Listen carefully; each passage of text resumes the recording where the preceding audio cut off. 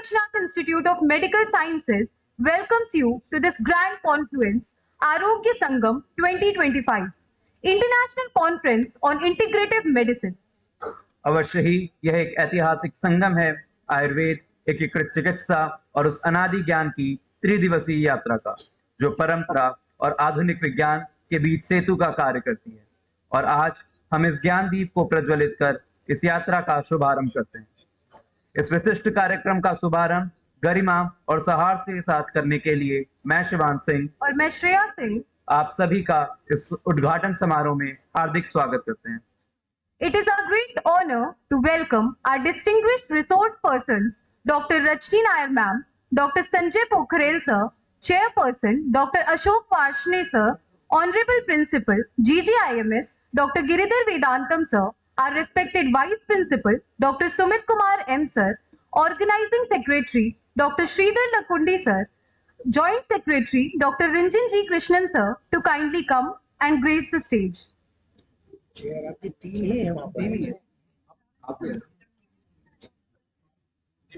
हम कार्यक्रम का आरंभ मंगलमय दीप प्रज्वलन एवं गणेश स्तुति के साथ करते हैं।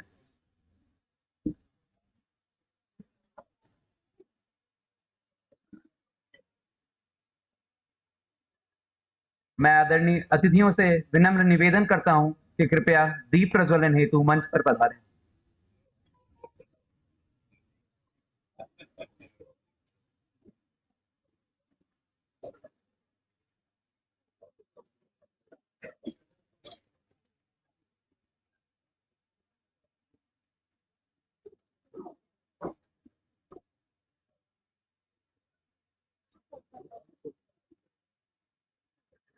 हम अपने आदरणीय अतिथियों से विनम्र निवेदन करते हैं कि कृपया दीप प्रज्वलन के लिए मंच पर पधारें।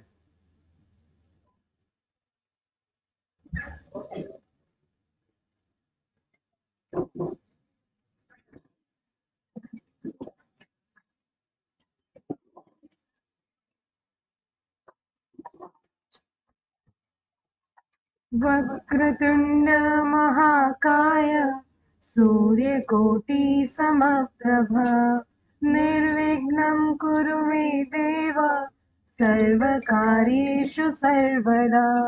वक्रतुंड महाकाय सूर्यकोटि समप्रभ निर्विघ्नं कुरु मे देव सर्वकार्येषु सर्वदा, सर्वकार्येषु सर्वदा।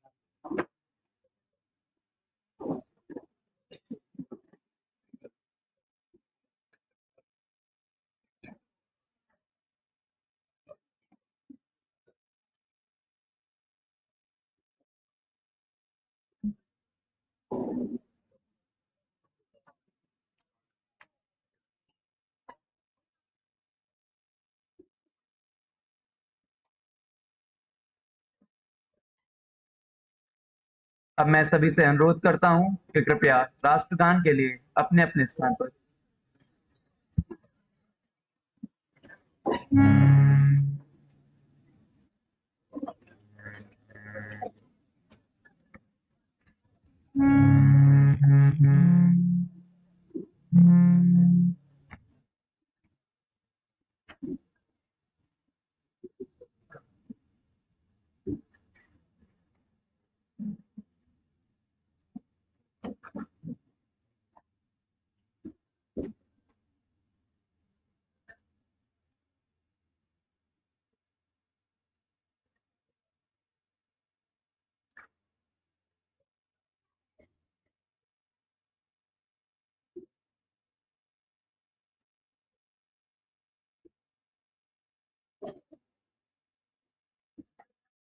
अब मैं आप सभी से अनुरोध करता हूं कि कृपया राष्ट्रगान के लिए अपने अपने स्थान पर खड़े हों।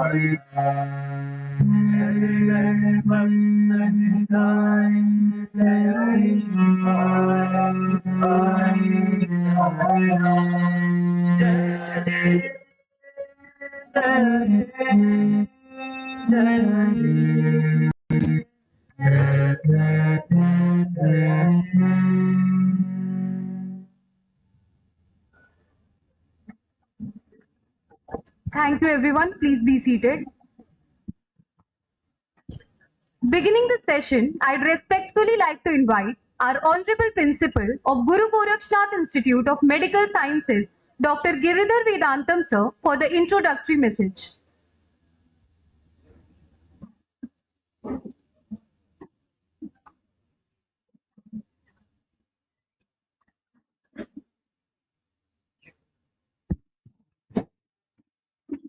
श्री गणेशाय नमः। ओम धन्वंतरये नमः।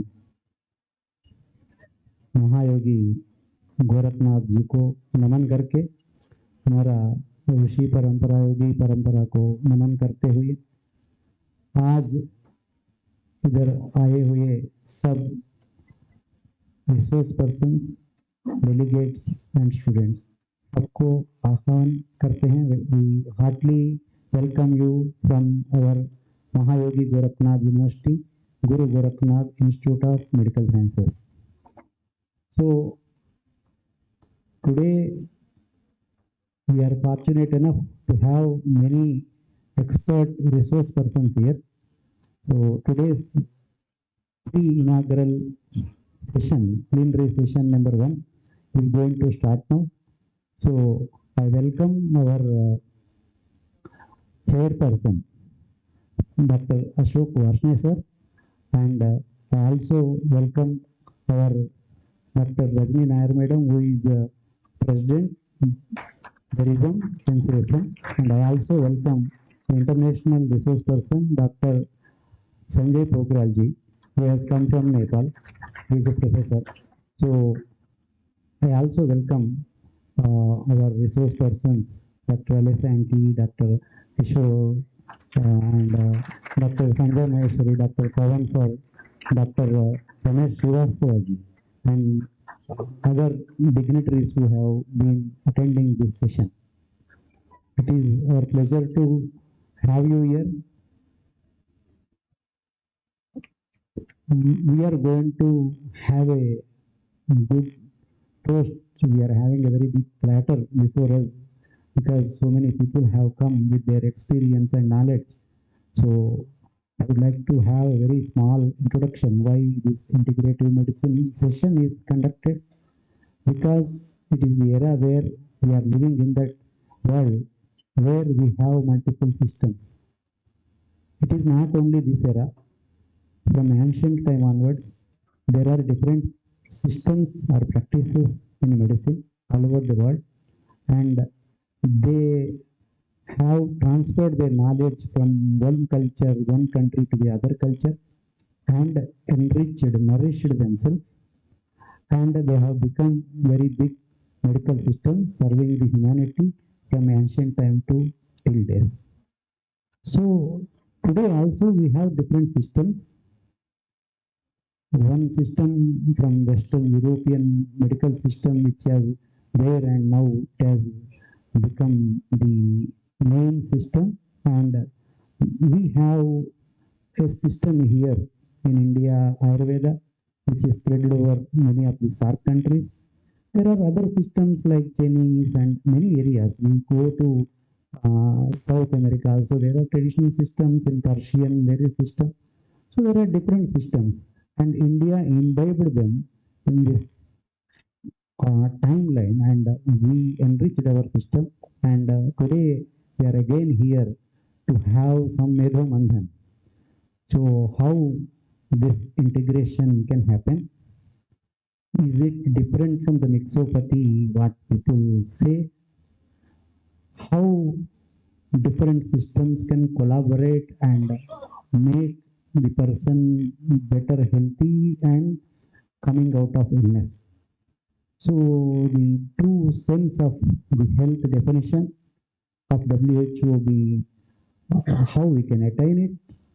That is one of the things which this session throughout these 3 days we are going to have from experts who have worked from their very professional life onwards, and they have known what are the things which are for, what are the difficulties and how they are overcoming them, and what is the future. So all things will come to us through this session. I hope this conference will become successful with all the participation of all of us. And I thank all of you for being here and the organizing committee for giving me the opportunity to initiate this session. Thank you, everyone.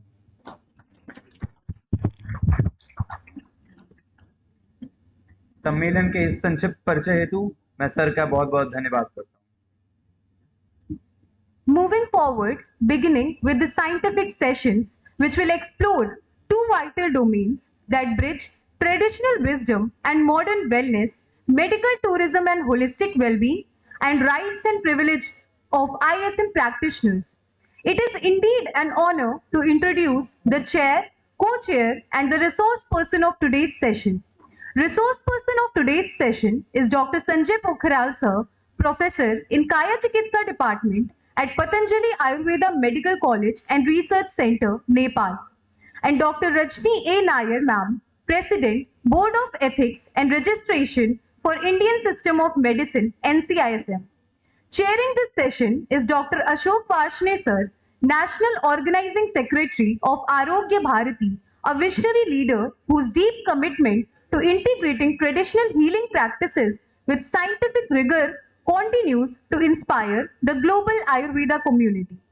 Co-chairing this session is Dr. Sumit Kumar M. Sir, Associate Professor of Samhita Evam Siddhanta Department and Vice Principal of Guru Gorakhnath Institute of Medical Sciences.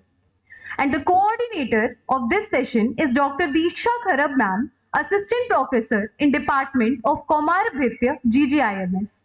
Commencing this session, I would like to respectfully invite our co-chairperson, Dr. Sumit Kumar M. Sir, to kindly introduce our esteemed chairperson and distinguished resource person for this session.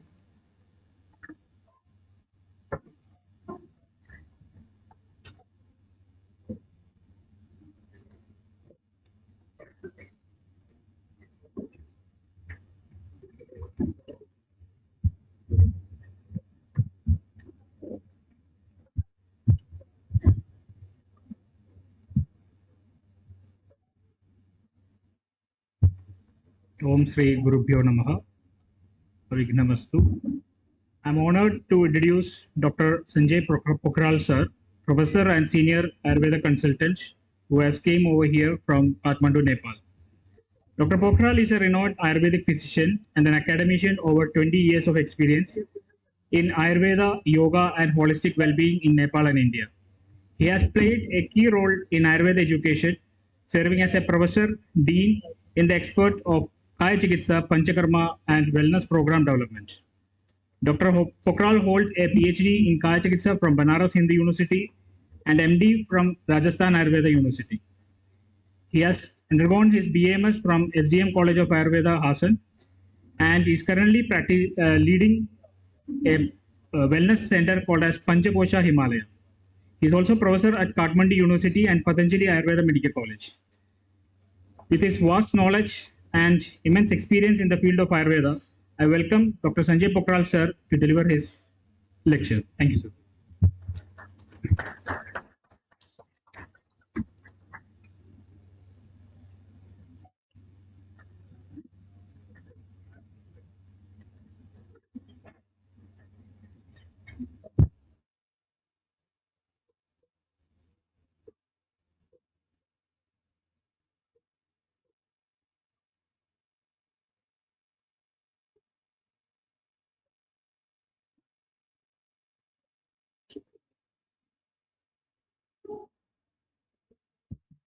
Namaste and warm greetings to you all.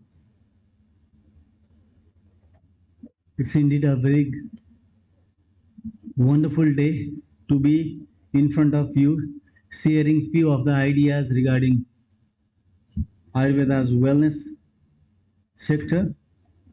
And it's a pleasure to share the present status of Ayurveda. How is the current scenario in terms of academics, in terms of practice, and what Ayurveda means to Nepal, and how the Nepal and India together can do the way forward in the field of Ayurveda. These will be the outlines of my talk. May I request the organizers to, can you please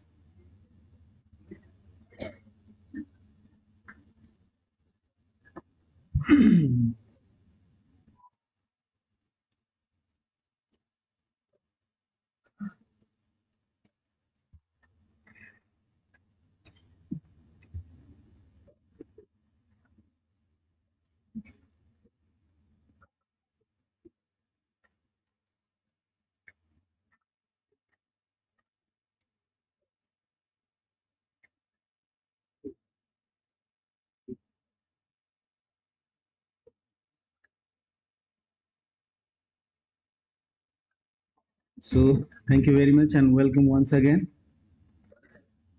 A very warm greetings from the land of the Himalayas. It was such a wonderful journey from the land of Pasupatinath to the land of Sri Guru Gorakhnath.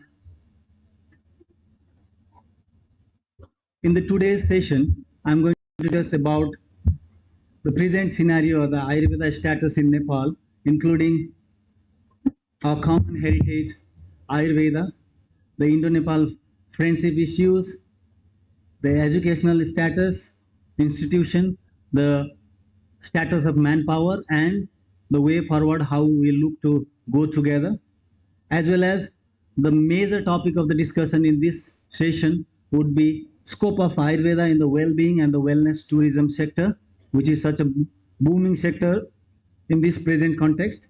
And at the end, I will discuss about how can we position the Ayurveda doctors in this sector, because certain lacunae has made some Ayurveda doctors to be behind the scene, but we are not leading the sector. So these three will be the key areas, and at the end I will showcase my work or my workplace, how we are taking the Ayurveda way forward in terms of well-being and the wellness sector.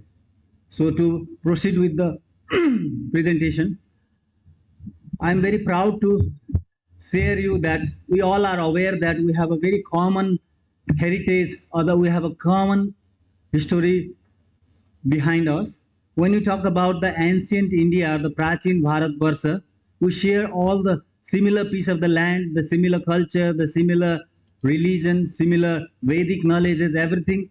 Those are all rooted in the ancient India, and that Sanatana Dharma or the Ayurveda or any other Chaturvedas and other Upanishads and all the knowledge of the Eastern philosophy, all are rooted from the ancient India, no doubt.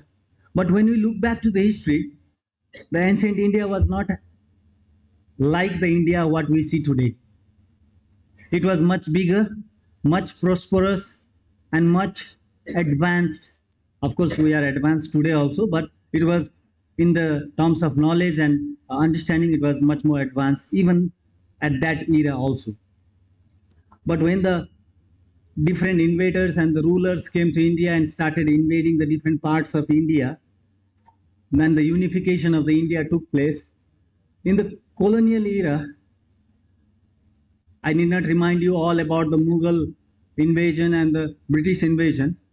during that time when the independence movement started in India, right from that point of the time, Nepal was existing independent country, top far away on the Himalayas, and supporting the Indian independence movement in the means and the ways what they can. They were in good connection and the collaboration with the independent movement which was going through inside the Indian continent. So that way we are all together. But what I'd like to bring your kind attention here in this stage is that right from the year 1768 onwards, the land of Nepal, what you see today, exists in the way it was. Some of the unique features of Nepal I would like to quickly bring your attention is that there is no Independence Day celebrated in Nepal because it was never conquered by any outside invaders. We are proud on that aspect. There were small multiple kingdoms like India also. Similarly was the condition in Nepal. And the king Prithvi Narayan Saha, who happens to be a devotee of Sri Guru Gorakhnath, the first king of Nepal, Sri Prithvi Narayan Saha was the devotee of Mahaguru Gorakhnath, and with his blessings he started conquering the nearby territories and he united multiple kingdoms of Nepal and he formed the kingdom called Nepal, and that was the only Hindu kingdom existed in the map of the world till the year 2008. We were proudly the only Hindu kingdom officially, but unfortunately we lost that status on the year 2008, but we are still the same in our hearts. Talking about the Indo-Nepal friendship, right after the independence, there was a friendship treaty signed between the government of India and Nepal, and there is a very special privileged status for the Nepalese and the Bhutanese citizens. You all may be aware of that. The free borders, no passport, no visa. You can walk into the Nepalese territory as easily as going to some other state of India, and we can do the same in every aspect of India. That is our cultural bonding and the ties. We have a lot of mutual relations in common. At this present scenario, certain data shows that more than 6 lakh Indian population is residing in Nepal and doing their business and other livelihoods. And similarly, more than 15 lakh of Nepali people are spread all over India for their livelihood. This shows the bond between us. When we talk about Nepal, we still use the Hindu calendar. 90% of the population in Nepal, even today, they don't know that it is like 15th of October today. They will always, like, we follow the Hindu calendar which King Vikramaditya started, the Vikram Samvata, and this particular auspicious day is 30th of Ashwin month, 2082 Vikram Samvat. Unlike the Sunday holiday being in India, we still follow Saturday as a holiday and Sunday is our official working day. We have a very different triangular shaped flag, and the currency of Nepal is rupees. So these are just few highlights. I just want to show that though we are almost similar, we are unique in certain ways, but we are divided by borders, but we are united at hearts for sure. You might be knowing Nepal for Mount Everest, Lumbini, Janakpur, Pashupatinath, Muktinath, or many other like adventurous places like that, and religious and spiritual places like that. Very few know Nepal for the reason of Ayurveda. Why I highlighted all those history to share the common heritage is that when we talk about the Ayurveda, almost all the Ayurvedic literature or the Shastras always speak so high in terms of the place of origin of Ayurveda as the land of Himalayas. Our rishis, our sages, they were like they used to gather together in the land of Himalayas for the Tadvidya Sambhasa. If you go to the Charaka Samhita or any other factual references, it always shows that the land of Himalayas was the place where the people used to discuss their ideas, share their knowledge, experiences, and then for the well-being of the whole world. So we are equally the land of origin as India, and we are proud of that.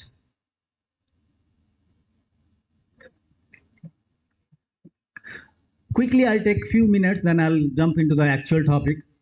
When you talk about Ayurveda, definitely it exists in the human civilization, right from the very first day of the civilization, some are the other way. Your ahara, your nidra, your bihara, everything comes to the practice in some or the other ways of Ayurveda, which got modified in the later years and got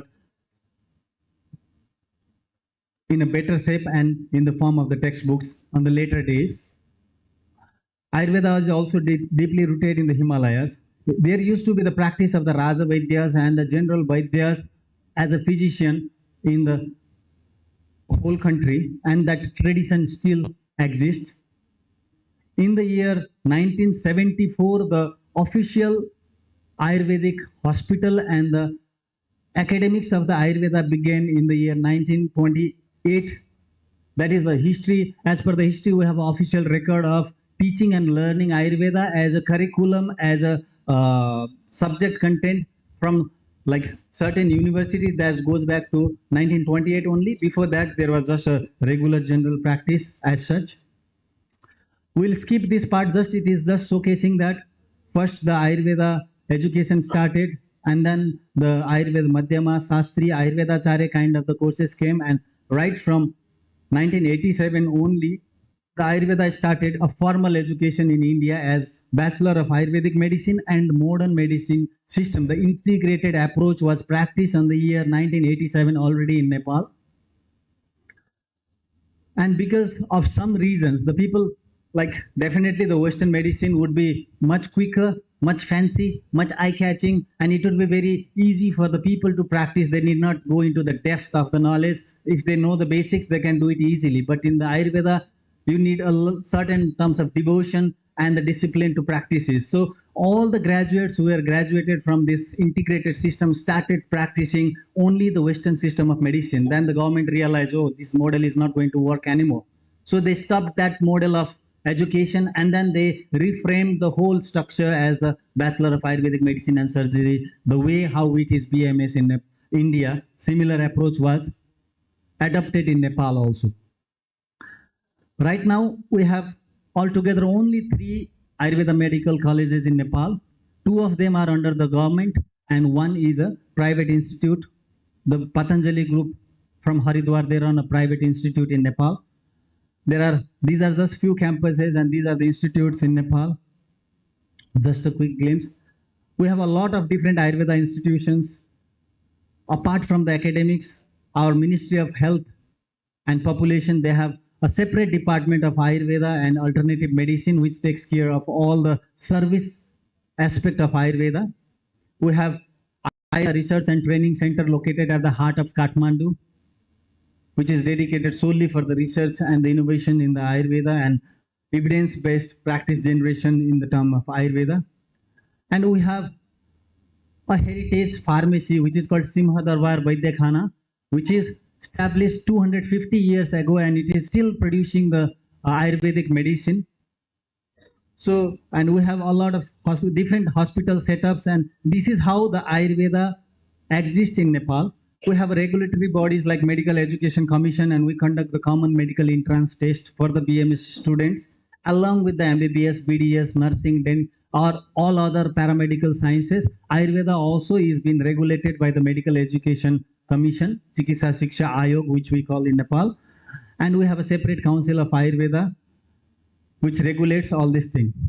Even though when I'm talking so high about Ayurveda in Nepal, I have to accept the fact that even though we were rooted deeply in Ayurveda, but the status of Ayurveda practitioners and the academicians was lacking in Nepal, privileges for the Nepalese citizens. So we are very few teachers or the academicians present in terms of Ayurveda colleges. But recently, the government of India started this scheme called Ayush Scholarship Scheme. We are really thankful from the government of Nepal side for this wonderful opportunity, which gave the opportunity for all the bachelor level students who completed bachelor in Nepal. They were never having the privilege to do master's degree in Ayurveda, because we don't have master's degree in Ayurveda even today, except 2 Kaya Chikitsa seats we offer. That is the only PG seat what we offer in the whole country. You can imagine the situation. 2 PG seat in Kaya Chikitsa in the whole country for all the bachelors. So they were not having that opportunity to go for the master's degree, but somehow government of India helped us by providing this wonderful opportunity. And now we are getting a lot of masters or the PG graduates from India who are coming back to Nepal and practicing. So, of course, we do have certain limitations and lacunae in terms of government policies, and we don't have much good institutions or a lot of a big bulk of qualified manpowers. But we are still trying really hard to understand the government. We are really trying hard to make the government realize the value of Ayurveda and bring it into the forefront.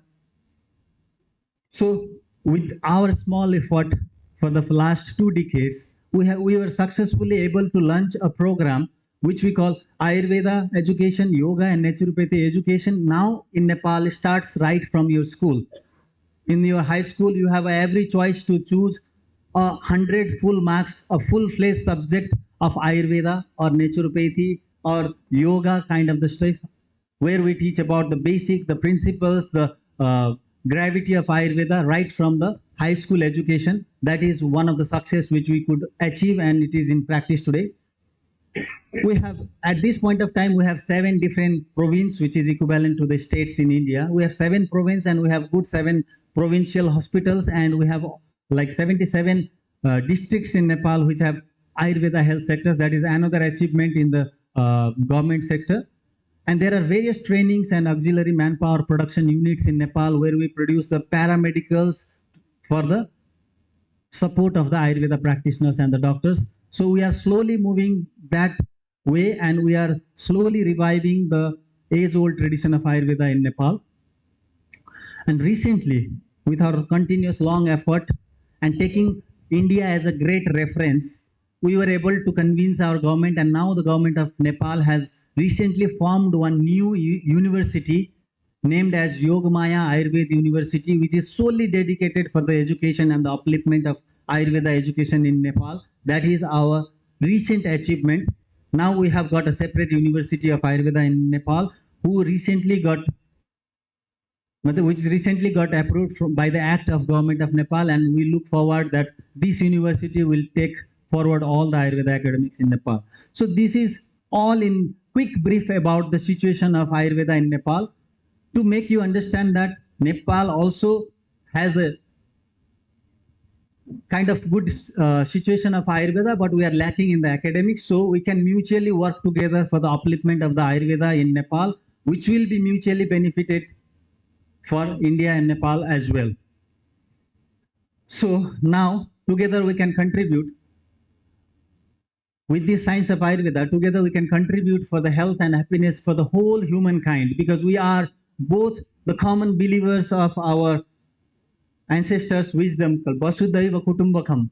We also equally believe in the principle that the whole world, entire world is a single family, and we together, we 2 brothers can together contribute a lot in this regard.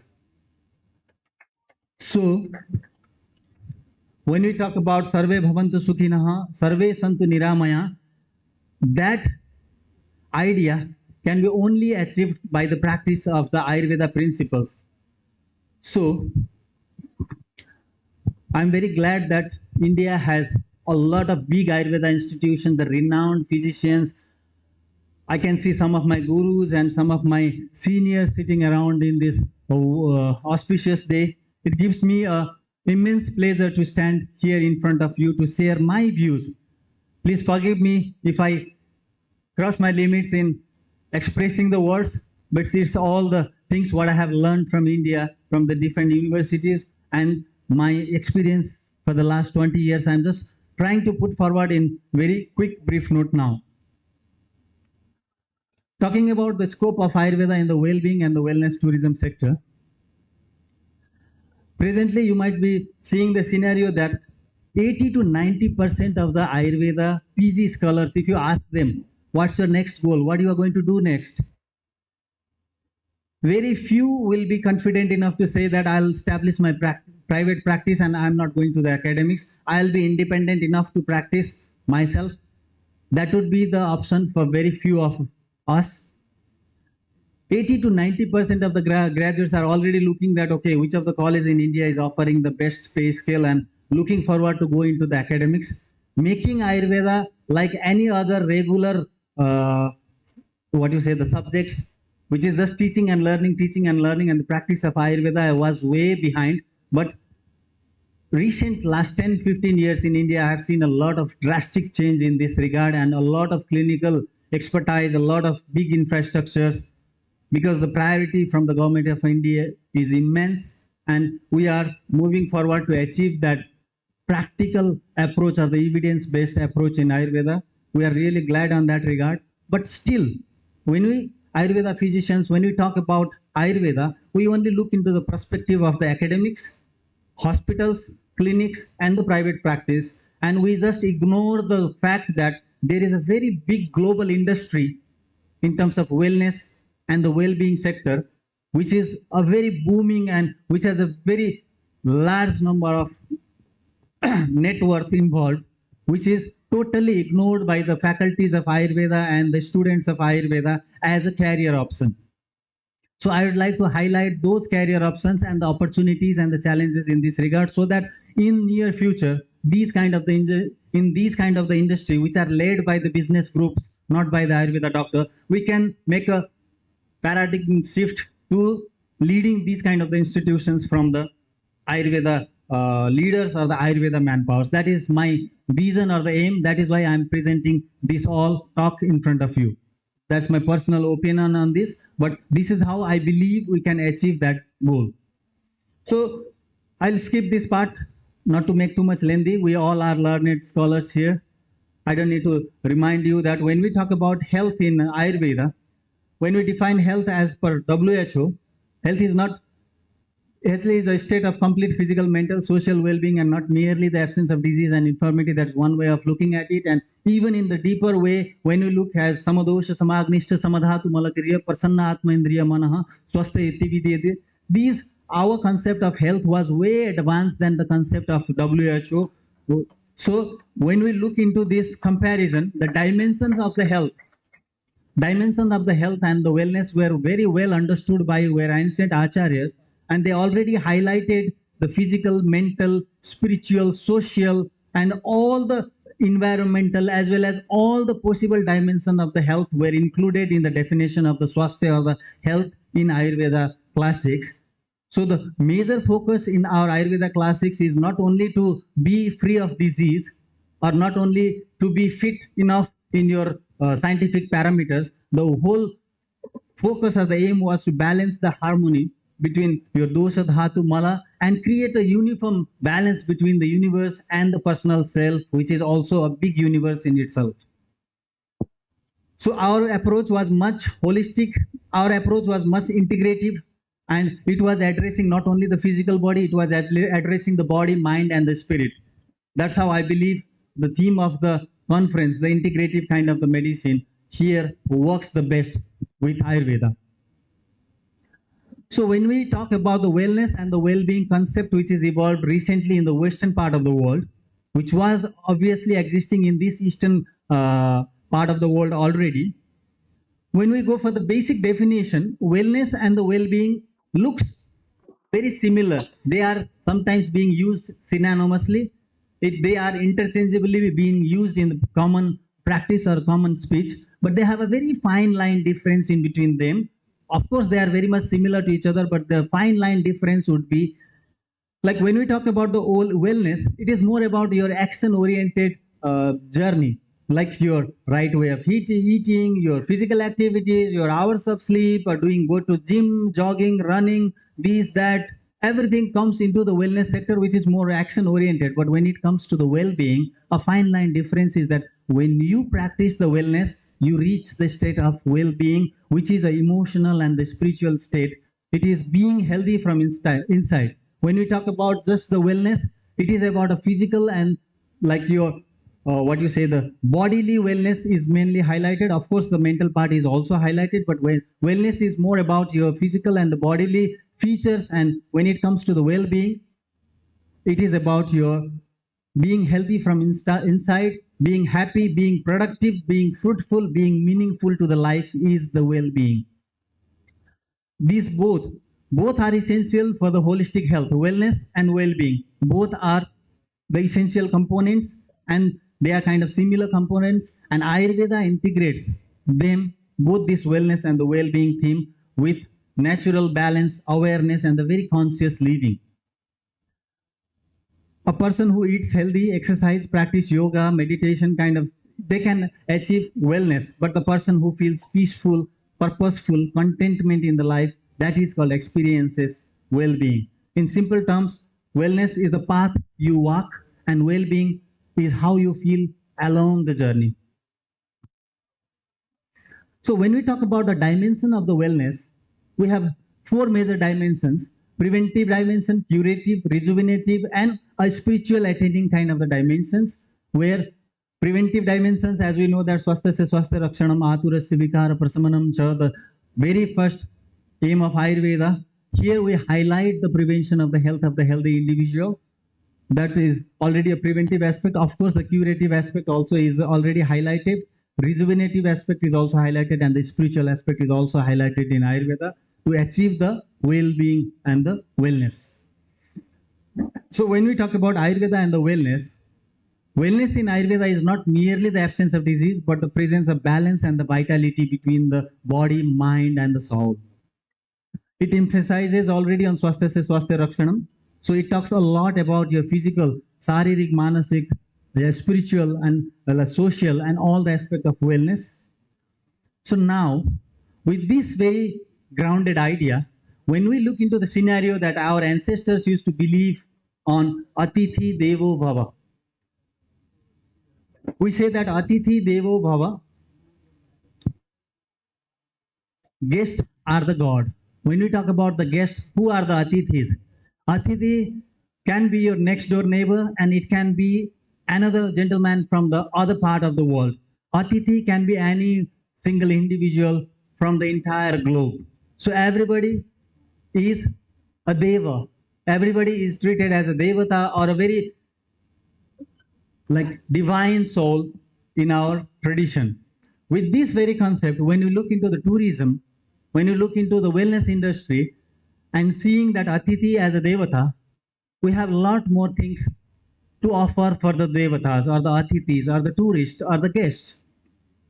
So now, in Ayurveda and the modern wellness tourism, Ayurveda and the wellness tourism combines the whole traditional healing wisdom into the modern hospitality to promote the holistic health, rejuvenation, and the preventive well-being. Rooted with our deep culture and the tradition, we are the people who can make a global shift towards the sustainable, experience-based, and the health-oriented travel goals now on. So, Ayurveda people in the wellness sector, there is a huge scope. There is a global growth of the tourism industry or the wellness industry is rapidly expanding every day, and the demand of the authentic Ayurvedic therapies, the authentic Ayurvedic practitioners, the authentic yoga retreats, and the detox program are at the high. We have a regional potential like the countries like India, Nepal, Sri Lanka. We have immense potential due to our cultural heritage, our biodiversity, and our cultural roots.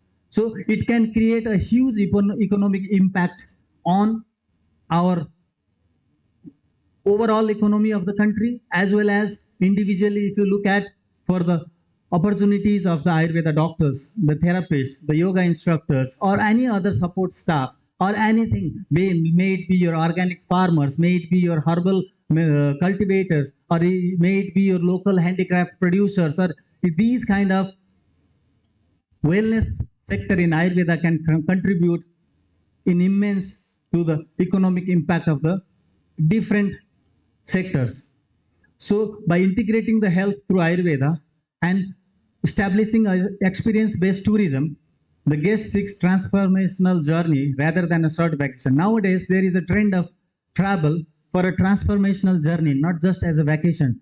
Nowadays, the travel or the your journey or your tourism is not only based on seeing, sightseeing and enjoying a day. It is about a theme of transformation from the within. So this Ayurveda is now aiming to achieve that. And if we look at the global scenario, the market of the wellness industry goes in the year 2023, data shows that it is about 6.3 trillion US dollar is the market size of the wellness industry. And Ayurveda is contributing a lot, but getting very less out of that. The Ayurveda people are getting very less outcome from this. Here are some specific projections for the year 2020, and the growth will be 5.8 trillion. It has been forecasted at more than 9 trillion business in the global Ayurveda industry. If we look very quickly, I am running short of time, so I don't want to show all these data. Just my intention was to brainstorm all these young minds to look into the scenario and think of making career in this aspect also. It is equally charming, it is equally blooming, and you never know, you may be even more successful than the other regular colleagues who are going the regular path. So these data are just showing that there is a very big market of wellness industry in the Western world, as well as if you look the scenario only in the market size of wellness industry in India, it is also too much encouraging. Like the data will show the strength of that. But when we talk that, when we see the greener grass far away in the land, we have to be aware that there are a lot of challenges in this industry also. When we talk about the challenge, there is no any standardization and the regularization authorities to standardize the therapies, the infrastructures, or the practitioner. Nowadays, 1 month trained Ayurveda practitioner and a practitioner who has gone like 6 years extensive BMS course or who is masters in Ayurveda, they have equal opportunity in this university, this particular industry. If you are good to present yourself, if you are good in talk, nowadays it's a social media world, if you are good at making reels and if you are good at getting attention from the people, you are good enough to do good in this particular industry. You don't need any such heavy background, which is like a pity situation now, but we have to improve that. We have to create the awareness and the authenticity of the word Ayurveda. Nowadays, Ayurveda has been misused in this industry like anything. They don't know the basics, they don't know the principle. Whoever comes, just catch them, make them lie down on a bed and pour Sirodhara on that. That funny way the Ayurveda is being practiced in wellness and the tourism sectors. Except the Kerala doing the authentic Ayurvedic practices, majority of the Ayurveda centers all over India, all over the Nepal, or all over the world are not that rooted. I'm very sorry to say this. So there is a lot of human resource gap, integration issues with the collaboration. We need a strong collaboration between the tourism board, the health ministry, the academic institution, and all. They have to come up with a way forward to integrate all these aspects and to standardize this wellness tourism sector. We need to scientifically validate and standardize the procedures for the wellness program. Institutional collaboration is a must, definitely, and destination development. Nowadays, Ayurveda cannot be the place only for the hospitals or for the treatment. As I already mentioned, in the tourism also, a concept-based tourism where the people want to enjoy the place along with they want to utilize the same time for achieving the healthcare for them. In this scenario, we have to develop such destination with Ayurveda and the wellness zone with eco-friendly architecture, herbal garden, yoga hall, detox, everything. So training and certification of the staff has to be that level to meet that expectation. Research and evidence building definitely is a key for any sector and it is equally applicable here also. And in this sector, the sustainability focus is to be highlighted because the use of organic herbs, the local material, traditional architecture, other things, the eco-conscious wellness destinations are only the sustainable model for the future. Because as of now, we just pluck the herbs from the Himalayas, we just randomly take directly from the source, never thinking about what would be the future of that resource after 5 years or 10 years. We don't have a very sustainable model on that. We definitely need a very sustainable model to highlight Ayurveda. So I'll just skip this. The way forward in this situation will be definitely we need to brand globally that positioning Nepal, India, Sri Lanka kind of places as a wellness destination for the whole world. And the digital transformation is also required. Community engagement is a must. Innovation and integration and sustainable growth model, definitely. So here what I mean to say is Ayurveda and the wellness tourism represents the synergy of health, heritage and the hospitality industry. With a thoughtful planning, policy support, and global collaboration, it can evolve into a sustainable and a transformative industry that promotes the travel, a true well-being, and the healing from within. When you look at the top Ayurveda and the wellness centers, even in India, if you just Google it, what are the top Ayurveda wellness center in the world? Majority of them falls in India only. May it be the Ananda in the Himalayas, or may it be one of the oldest Somatirthan in Kerala, or may it be any other renowned wellness destination. These looks good on the board, but they are very few in number. So when we talk about the Ayurveda doctors or the Ayurveda practitioners, even though we have such great wellness industry with a very good market size in India, but why the Ayurveda doctors often do not earn well in the wellness and the luxury industry? As our Shastra says that Kochit Dharma, Kochit Artha, Kochit Maitri, Kochit Desa, Karma Abhyasta, Kochit Cheti, Chikitsa Nati Nispala. But when it comes to the wellness and the tourism industry, the phala to the Ayurveda physicians or to the main resource person is very minimal, the percentage of phala, because it is mainly governed by the business industry or the big houses. So here, what are the reasons for this? The main reasons for this are the industry perception and the branding gap. We are not confident enough to brand ourselves. We don't enhance our value. We just seek a simple job. We are very satisfied with a simple pay scale. And then we don't claim that when I have the knowledge, when I have the intellectual property, I am equally a shareholder in your business. We cannot claim that. That is how we are lagging behind. We are not able to brand ourselves. And the Ayurveda graduates, basically right from the very first day of your university, you don't have a very good business skills because that has never been taught in your schools. Maybe, hopefully, it might have been, the situation might have been improved now, but when I started Ayurveda schooling in the year 2000, when I graduated in the year 2005, it was purely into the Shastras and practice, but nobody will ask you to be an entrepreneur or nobody will teach you the business skills or the global scenario. So that is how we are lagging behind. Market training and the business training along with the knowledge of Ayurveda is a must. We have to integrate the Ayurveda with a luxury hospitality. And there needs to be a regulatory sector, a professional regulation in the wellness sector is a must. In most countries, spa and the wellness industry is completely unregulated. The people can do whatever in the name of Ayurveda to make business out of it. It has to be quickly regulated. Basically, I would request Government of India and the Ayush sector and WHO sector, because the respected dignitaries which I can see all around, they are all in the powerful stakeholders of Ayurveda. We have to now work together for a global recognition frameworks for Ayurveda. Everybody, every XYZ, Mr. Harry, Tom kind of the thing cannot just go and speak the name of Ayurveda and make money out of it. There has to be a particular guiding framework to do such practices. It is a must, and Government of India can lead that initiatives, and we will be definitely collaborating, and it will be a good future. And definitely the lack of organized representation and other things are leading us behind. And the commercial paradox is there.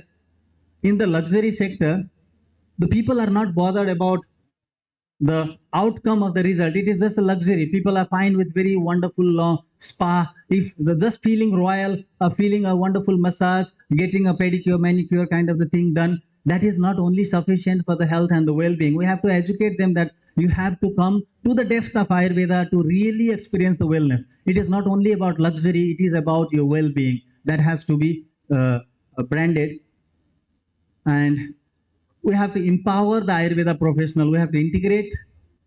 We have to build authentic Ayurveda retreats. Of course, you have some authentic Ayurveda retreats in India, but I'm very sorry to highlight this point that even though such a big country with a very huge population, you have quite a few in numbers. If I have to name them, there will be hardly 10, 20 good institutions who are really authentic, who are practicing this Ayurveda wellness, and 90% of the wellness industry, even in India, Nepal, or anywhere in the globe, is run by a very, a business houses, not in an authentic way.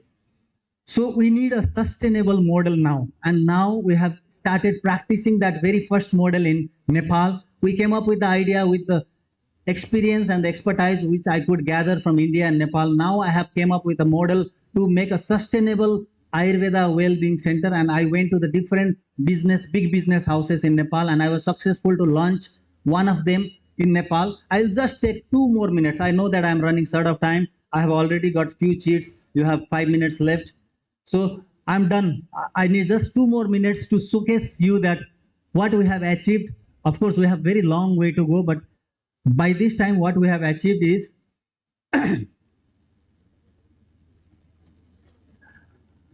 now we have created a wonderful space in the foothills of the Himalayas, namely the Dwarika's sanctuary. The Dwarika group of hotels are the pioneer hotel industry in Nepal since 1952, and they are the market leaders with a very traditional, cultural, and conservation of the heritage kind of the practice. They are not a global brand, it is a complete local, authentic Nepali brand in the hospitality industry, and I have a strong collaboration with them. And this is the place on the land of the Himalayas, the aerial bird's eye view.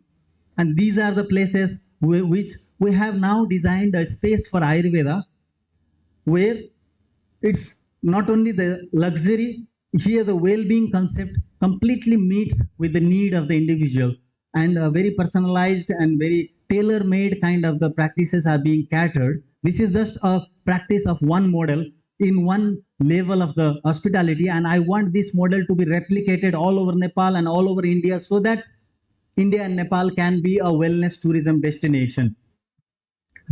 So we run a well-being center, namely Panchakosa Himalayan Spa in the Dwarika sanctuary, which we practice the age-old authentic Ayurvedic practices, doing nothing too much fancy, doing nothing too much commercial. We stick on to the roots, but we charge much higher, somewhere near to the level of Ananda in the Himalayas.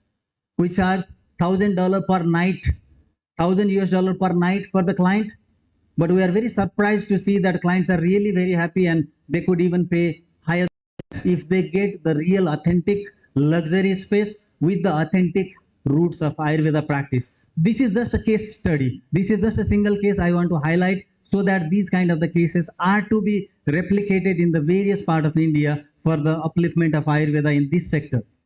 So this is like, these are few highlights of my property. We have designed a wonderful salt house space, completely surrounded, all 4 walls, your roof, your ground, everything with the Himalayan rock salt, the pink rock salt, and being inside that salt house and doing pranayama, doing meditation, doing the breath work inside that meditative salt house itself is a very unique experience for the guest. And it goes back to the roots of Ayurveda again. We talk about energy, we talk about taking out the negative energy from you, like kind of Daiva Viparsaya, Sattva Vajaya kind of the Chikisa are also the part of Ayurveda. So we showcase that in a different model, namely Crystal House. We have a wonderful relaxing spaces. We have Sivalinga meditation maze, where we make the client to walk with a meditative word, chanting the Om mantra or Om Namah Shivaya with a very gentle chant, walking on the dewdrops barefoot, grounding themselves in a very early morning, 7 o'clock, the Himalayas right in front of you, and walking in the Sivalinga maze with that chant. It is beyond explanation. It is a pure experience. Why I am highlighting this? Luxury is not only essential component for the Ayurveda tourism. The essence, the experience, and the roots to the Ayurveda is a must. So we have our own organic farm. We have wonderful spaces from our swimming pool. This is infinity pool. From our every window of our guest room showcases that Himalayas, and we have designed these spaces. If you want to know more about us, what we are doing, what Ayurveda is doing in Nepal in terms of luxury tourism, you can just Google dwarikas.com/Dwarika Sanctuary. We are there with a lot of explanation. This is just a simple case study to showcase that if we modernize the concept of Ayurveda to meet the expectation of the luxury tourism, we can be one of the luxury destination. people need not go to Seychelles or Maldives or Dubai or any other destination. They would definitely love to come to Nepal, India, Sri Lanka, kind of the places where they not only get their well-being, they get grounded to the Mother Earth. They get connected to the spaces here. So the positivity, the vibe, the vibration, what our culture, the Vedic vibes, the literature, what our rishis and our sadhus of those time left a common cultural heritage. It's high time to revive that and showcasing our strength to the West. And it is a blooming career. My dear friends, don't take me wrong. I'm again repeating this. It is such a blooming career in this industry. It will be way beyond your expectation in the regular field of Ayurveda. So I would request all the fresh new minds, because all the dignitaries who are in the big positions and they are in the decision making roles definitely are doing great from their aspect, but it is a high time for the young white coats sitting behind to think about this industry and start preparing yourself in that regard from now on, so that you will be compatible enough to be observed in this industry. And I wish everyone the very bright future ahead. With this, let's conclude this session. Sorry for the lengthy session. Let's conclude. My concluding words would be, always aim on the stars. Always aim on the stars. Even if you fall, you will definitely find yourself somewhere in the moon. So don't hesitate to take risk in your life. Take risk in your life. If you win, you can lead the group. And if you lose, you can guide the group. So with this, I wish all the health and happiness for all of you. And thank you all for your patience hearing. And thank you one and all. Really sorry, sir, for the time constraints. Thank you so much, sir, for providing such an in-depth knowledge over this topic. Now I'd like to request our chairperson, Dr. Ashok Varshney, sir, to felicitate Dr. Sanjay Pokharel, sir, with his very deserved memento of honor.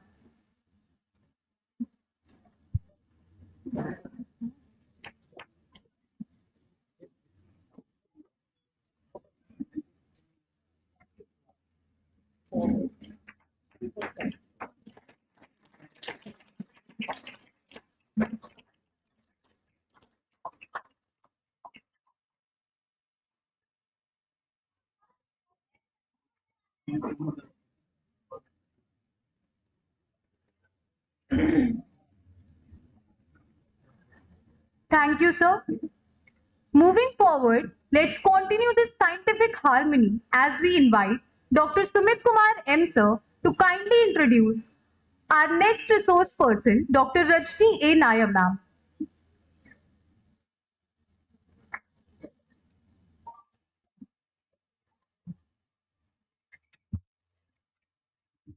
Once again, good morning to all. I'm here to introduce our next esteemed guest, Dr. Rajni A. Nair ma'am. She's the President of Board of Ethics and Registration at NCISM, Ministry of Ayush, Government of India. She's a renowned expert in Ayurveda. She holds advanced degree in Dravyaguna Vijnana. Along with that, she also holds degree in clinical nutrition and dietetics, criminology and forensic science, and journalism. Madam has a leadership span, major national roles, including chairperson of syllabus drafting committee at CCIM. Madam is a member of Board of Studies at Kerala University of Health Sciences and National Ayush Assessor for NABH.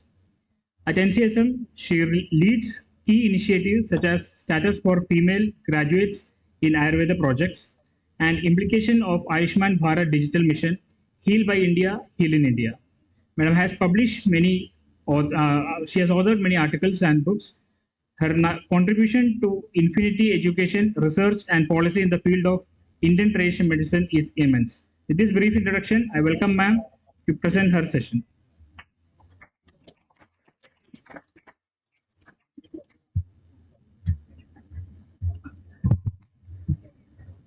Thank you, sir, for your good words.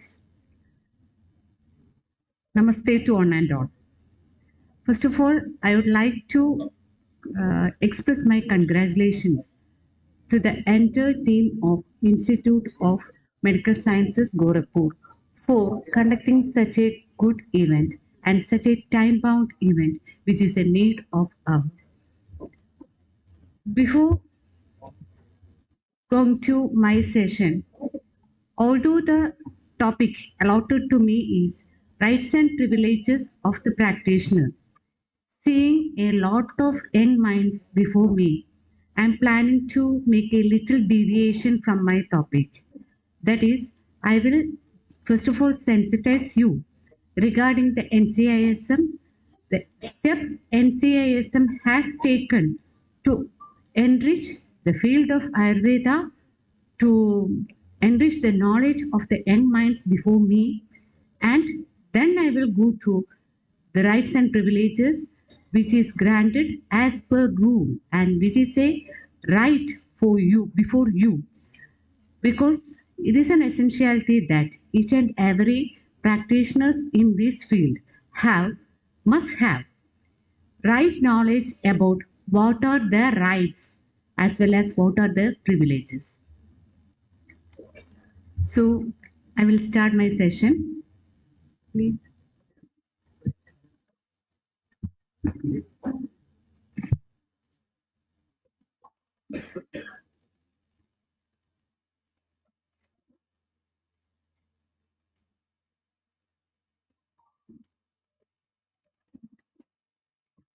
All of you are familiar with the term NCISM, that is National Commission for Indian System of Medicine, which was introduced by Government of India by the Act National Commission for Indian System of Medicine Act 2020.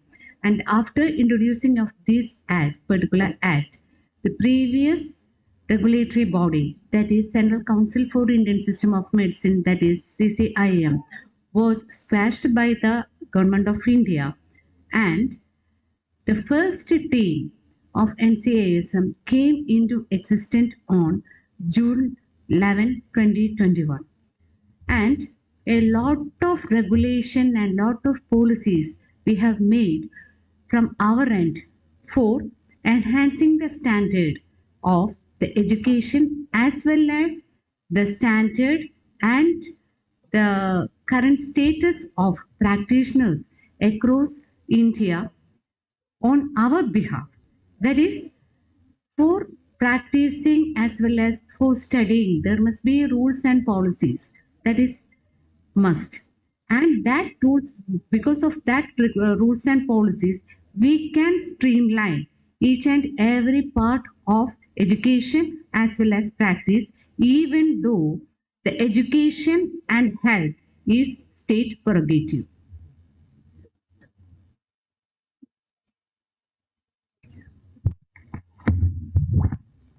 Coming to the vision and mission of NCISM, the main important or main vision is to provide access to quality and affordable Ayurveda, Unani, Siddha and Sauripa medical education, and promote equitable and universal health care that encourages community health perspective, encourage medical professionals to adopt latest medical research. Actually, this is an important point because now our current world is always demanding for evidence. Without evidence, no one can move forward. So, conducting research and making data and publishing it is an important and integral part of your study. And maintain a national medical register for India, enforce high ethical standards in all parts of Ayurveda, Unani, Siddha and Sauripa system. Then what is the current status of NCISM? That is, NCISM I have already told that it is a commission, and this commission is having 4 autonomous boards. That is, first one is Board of Ayurveda, then Medical Ethics and Rating Board, then Medical Assessment and Rating Board, then Board of Ethics and Registration, and Board of Unani, Siddha and Sauripa. And coming to the Board of Ayurveda, you are all familiar with the different types of electives, curriculum, syllabus, regulation, MSR, MSc, etc. All these regulations, all these rules, all these policies were formulated by Board of Ayurveda. Actually, the Board of Ayurveda is the board which is streamlining the syllabus as well as the quality and standard of education in sector of Ayurveda, Unani, Siddha and Sauripa. Then, uh, coming to the achievements, you can see about 5 regulations we have.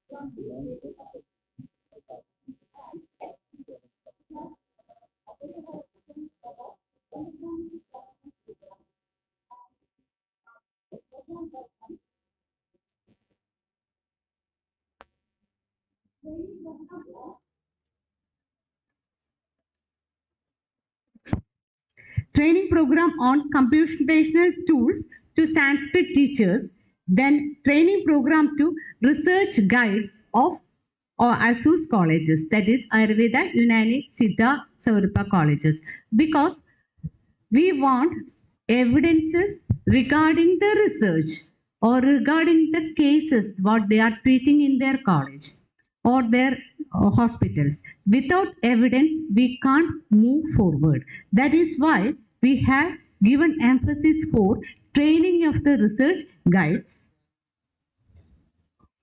And we have successfully developed guidelines for MBBS students to undergo training in one of the IELTS systems during their internship. This is the first step in the scenario of integration, I think.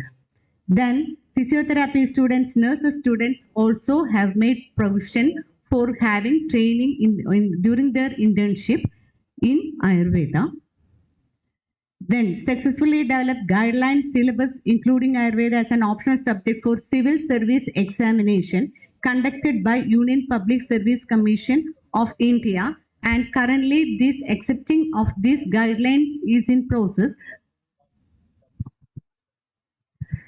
Why? Because we have noticed that many of our graduates, after completing the graduation, they are opting civil services. For that purpose, in the medicine, they have optional subject medicine only. All other things are there, but Ayurveda is not an optional subject. If an Ayurvedic person or a person who is having graduation in Indian system of medicine is opting for this civil service examination, there must be a provision for opting their subject also.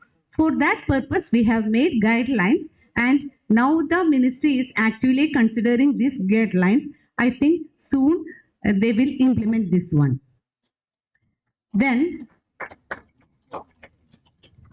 coming to the National Commission for Indian System of Medicine, particularly Ethics and Registration Regulation 2023. Most of what is the current strength of Ayurveda practitioners or Ayurveda registered graduates all over India? Current strength, can you guess? Please guess, a wide guess. Kitna? 15 lakh. No, sorry, not such. 4,56,000. But the thing is, that particular number is not reflecting anywhere. Is it, sir? We have introduced a system, Ayushman Bharat Digital Mission. There is an account. The account number must be generated each and every citizen of India. But our Ayurveda practitioners are very reluctant in that one. And in that ABDM, there is a provision for the graduates, that is health professional registry. For graduates, they have to register their name in that particular registry. What is the benefit? The benefit is your name, your clinic, and your expertise will be highlighted in that particular website. That is as if Government of India is advertising your skill and expertise through its web portal. That's a great thing. But very, very, very, very sorry to tell that only I think 10% of the practitioners has utilized this facility. Yesterday, when I looked in the website, how many practitioners have registered that, I got an idea that about 50,000 has already registered. But 4,06,000 is remaining. When we reflect our strength in the government portal, then only and policies or whatever may be the benefits which is due for us. If our number is reflecting as a minority, how can we demand for that one? Our Prime Minister is always boosting us, boosting our system. He want to globalize it. What is our role? We have to support that one, is it not? For supporting that one, you are the young mind sitting before me. You are the torch bearers. A humble request from my side is, please try to accept the schemes which are introduced by the government of India, and please try to become a part of that particular schemes and policies. Then only you will get benefit. Then only we can uplift the status of our science. So for uplifting that one, not only the registration is needed, but also some policies and some frameworks and some regulation from the part of authority is a must. For that one, we have introduced the regulation, that is National Commission for Indian System of Medicine Ethics and Registration Regulation 2023 on December 28. Let us have a quick look what are the provisions we have made in this regulation for the upliftment of the status of Ayush practitioners. First of all, in the definition itself, we have explained about Ashtanga Ayurveda. As most of the participants here are students, you know about the Ashtanga Ayurveda, is it not? Kaya Bala. Okay, then एक बार आपने देखिए इसका translation हमने क्या दिया है, ये सही है या नहीं, because it is a closed program and only our persons are there, or you are free to express your will. Please have a look. Regarding Kaya Chikitsa, the translation is apt, is it not? Then Shalyatantra also it is there. Then Shalakya Tantra, is it apt? We have made a small twitch in that one. We have introduced oral dentistry because many of our practitioners are well versed in the dentistry and they have to practice that one. But if we are not giving the provision as per regulation, they are in such a trouble, or that they can't practice such a thing in their state. For overcoming that one, we have already put that particular word in the translation of Shalakya Tantra. And coming to the then Kaumara Bhritya. This is a burning subject, is it not? Obstetrics and gynecology. A lot of cases are there in the various courts all over India regarding the practice of obstetrics by our practitioners. Many a times court is asking for the clarification, where you can please show us some documents which shows that this particular obstetrics and gynecology is one among your teaching subject. Yeah, it is there in the syllabus, but it is not enough. That is why in the translation of Kaumara Bhritya, we have included the term that we have included purposefully. On behalf of this particular terminology, we have to go to the law ministry for 6 or 7 sittings for explaining the thing. And afterwards, they agreed and this was released as a gazette notification. That is, in the Kaumara Bhritya, we have put obstetrics and gynecology as a translation. Why? Because if a person want to practice obstetrics and if there is a case against them, how you can practice this particular subject, they will have a legal support on behalf of this particular regulation. Then coming to the main subject, that is right and privileges of the practitioners. The right of the practitioner to use certain titles or prefixes. You know, all of us use doctors, Vaidya. If you are a Siddha practitioner, you can use Vaidya. If you are a Saurupa practitioner, Anchi, you can use. But why, if you can use that one, what is the need of putting that particular clause in the regulation?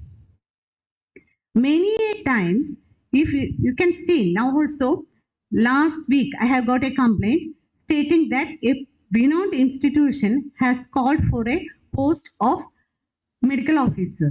In that one, they have explained while explaining about the essential qualification, they have told that one who is registered practitioner.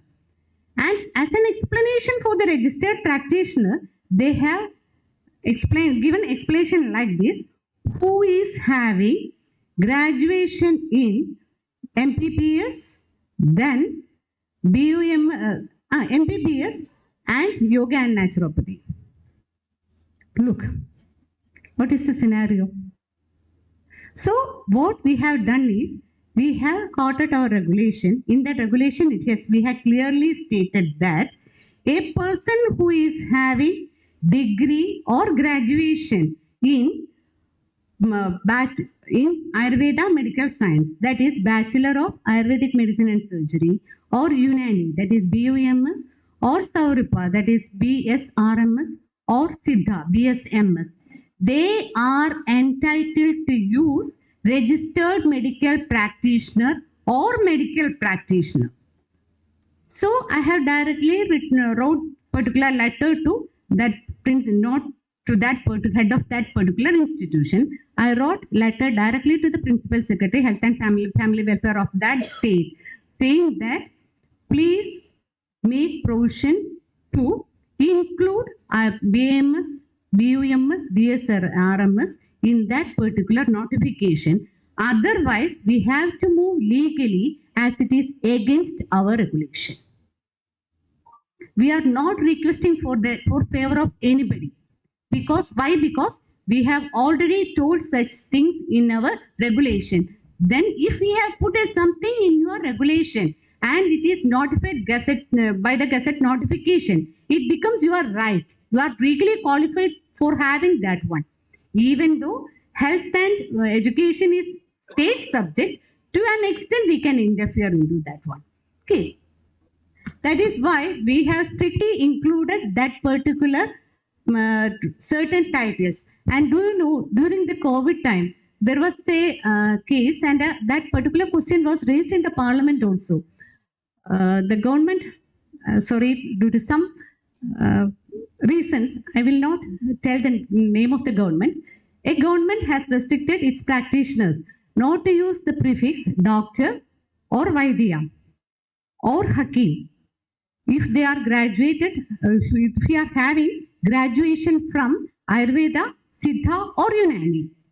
And that particular issue was raised before Health and Family Welfare Minister, Union Minister in the Parliament, and Minister has given answer clearly that if they have particular degree, they have the right to particular title. And at that time, the CCM was in action, and CCM has to search a lot of files for submitting the answer for this particular query. In order to overcome that one, we have made this provision in our regulation. Coming to the right of practitioner to issue certain certificates and give evidence as a medical expert. Already to give evidence as a medical expert, it is already in the Nyaya Samhita, so it is not an issue. But regarding the medical and fitness certificate, already my time is about to end, so I will just speed up my presentation. We are always getting complaints from the various practitioners that the medical certificate issued by them, fitness certificate issued by them, they are not, the particular organizations are not accepting that one. Even the government organization is reluctant to accept that one. In order to overcome that one, we have made it clearly that not only medical certificate, fitness certificate, and those certificates which are entitled to be issued by allopathic medical graduates, be Ayurveda medical graduates, Unani medical graduates, Siddha medical graduates, and Sauripa medical graduates are entitled to give such certificates and right to practice certain appointments. sir told, the previous speakers told that many of the times we have in the current scenario is our practitioners, they are not ready to launch business, etc. The thing was previously the law that if a practitioner is having the degree in a particular medical science, if he want to start a business, he can start that business. At the same time, he is not having right to practice in that one.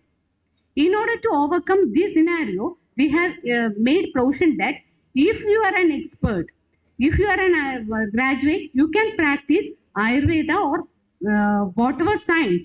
In this science, you are having the graduation, you can practice it. Along with that one, you can launch a institution, or you can be a owner of an institution or managing director of an institution, whatever may be. This law is granting the permission for utilizing your skill to the maximum.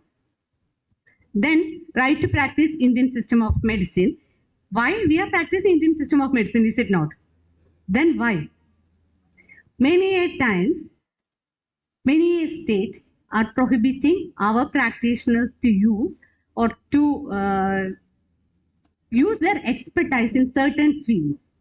Maybe due to the current prevailing law there, or maybe due to another reason. If the law prohibits you to use your expertise, we are helpless. But if the law is allowing you to use your expertise, and because of some or other reason, the particular organization is preventing you to use your expertise, we are here for your help. We have already made provision that if you have degree and you are skilled in a particular thing, you can use that one. For example, if a graduate, after having graduation, he is having training program, or he have attended some diploma in Shara Sutra therapy or something like that.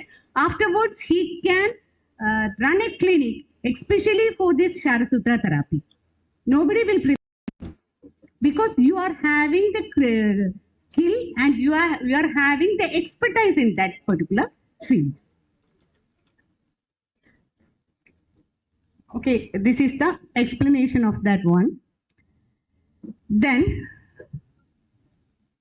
I will take 5 more minutes because I want to sensitize the practitioners about important benefit we have given through our regulation, that is the provision of temporary registration. Many of our practitioners who belongs to one state want to practice in other state, is it not?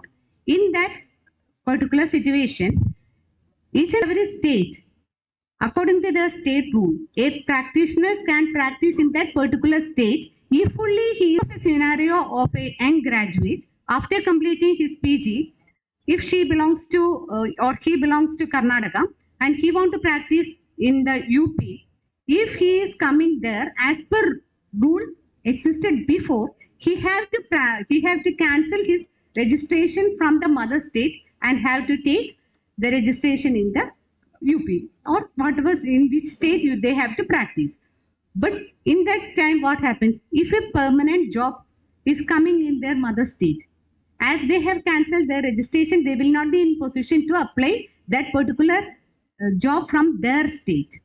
In order to overcome that one, we have made a provision for temporary registration. In the temporary registration, during the period of temporary registration, the registration, regular registration which you have from the state will be in a freezed mode. Freezed mode means it is not in a cancelled mode. So you can apply for the government or regular vacancy which is coming in your particular state. At the same time, you can practice freely in the state you want to practice and you are having the temporary registration. But this temporary registration provision is given for 1 year. After that, you have to renew that one, and the renewal is allowed up to 10 years in your own state or in other state. Then you have a particular seminar is given on behalf of CME from Board of Ethics and Registration. What is credit point? The credit points are the points which is applicable for the renewal of registration in a particular state. In every state, there must be a provision for renewal of registration every 5 years. For the renewal of registration, A practitioner has to have 50 credit points. But these 50 credit points is applicable only after 2029 only. In the current scenario, in the 2025, they have to have 10 credit points, 26, 20. Likewise, after 2029, in our core workshop or hands-on accredited by CASM, we have certain guidelines and rules for accreditation. We will already coordinate with that organization, and afterwards we will grant that particular credit points. These credit points will be reflected in your council registration. In your council, they will keep a register for maintaining these credit points. So if you are attending